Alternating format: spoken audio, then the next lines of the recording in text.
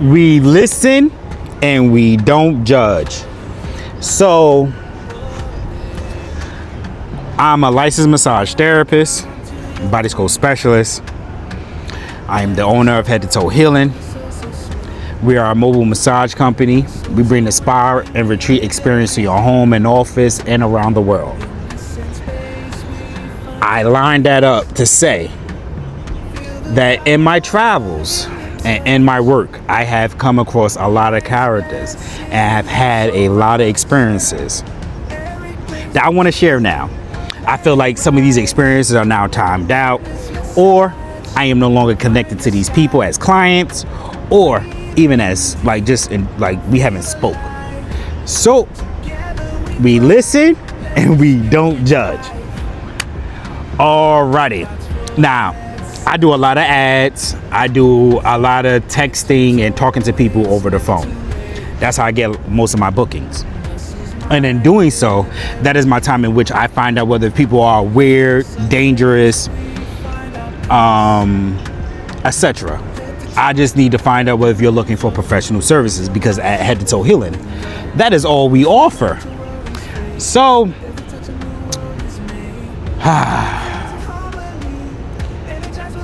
I was in New Jersey doing massage therapy, and again, had a client. I was going to their home.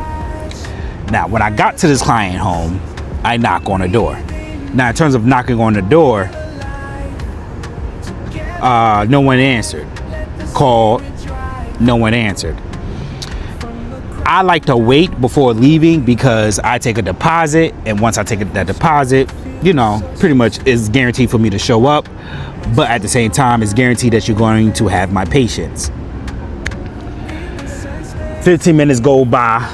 I'm like, I gotta go. So I pull off, start making my way back to my location, driving, playing some music. Next thing you know, I get a phone call. They're like, hey, I'm so sorry, overslept. Can you please come back? And I'm like, you know, I waited already 20 minutes.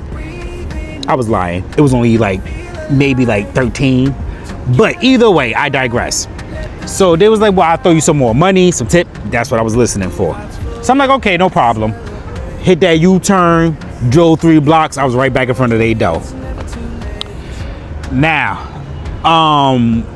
when I get there, in the city, Jersey, there's a lot of steps. So I had to carry my table, all my supplies up into this person's house. Get into the house, well, rather get to the doorway, knock on the door.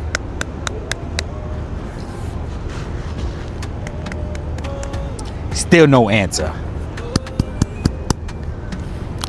Little dude opens the door. Young man lets me in. Doesn't say not a word to me. Not a word.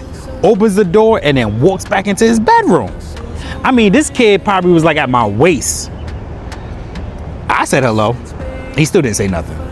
But either way, he goes into his room. Mom comes out. She's like, yeah, you could just set up in the living room. I'm like, okay, cool.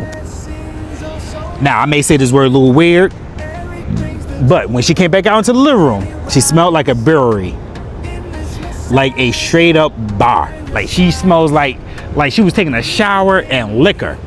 But I can clearly see that she's getting over a hangover, which is not a problem. What's better than getting a massage to get over a hangover, right? Gets on the table. Smooth. Doing my ones and twos. Everything is fine. Now, let me tell you a little secret. Men in general will try me over the phone. Women have tried me in person. There have been men that tried me in person. There have been women that tried me on the phone. But it tends to run that women try me more often in person and men try me over the phone.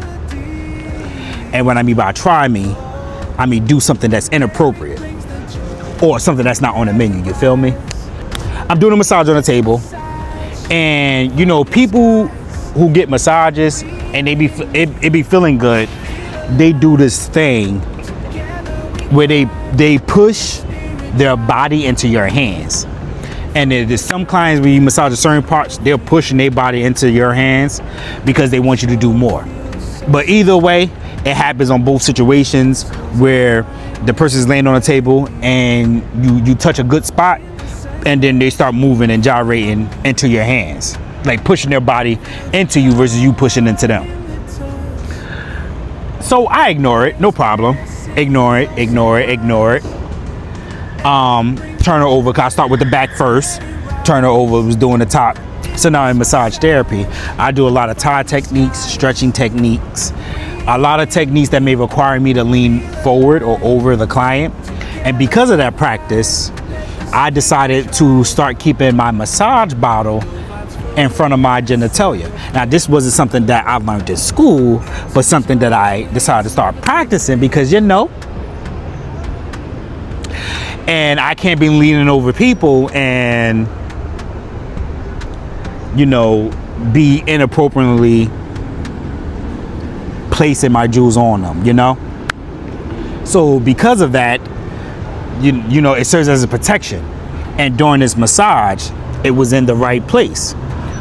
While it was in the right place, I was doing a massage on their stomach. Now, I did the right side and I did the left side. Then I decided to go do the middle of their stomach, where I'm literally pushing their stomach towards their feet. Because I was doing that, I had to lean forward a little bit over them.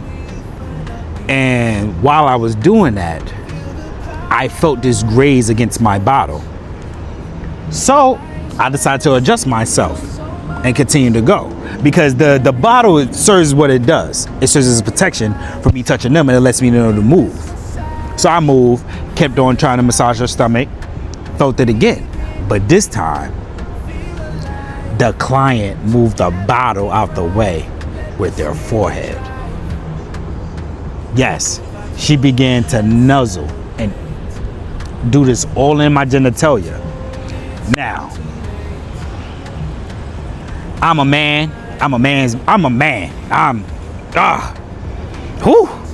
But I'm also professional. And when I tell you, the professionalism lost for like 4, 5, 6, 7 seconds, because I had to process, and it actually did feel good, but I knew it was wrong, and I didn't want it to go no further, so I moved, and I had to end the massage. But either way, I digress. We listen and we don't judge.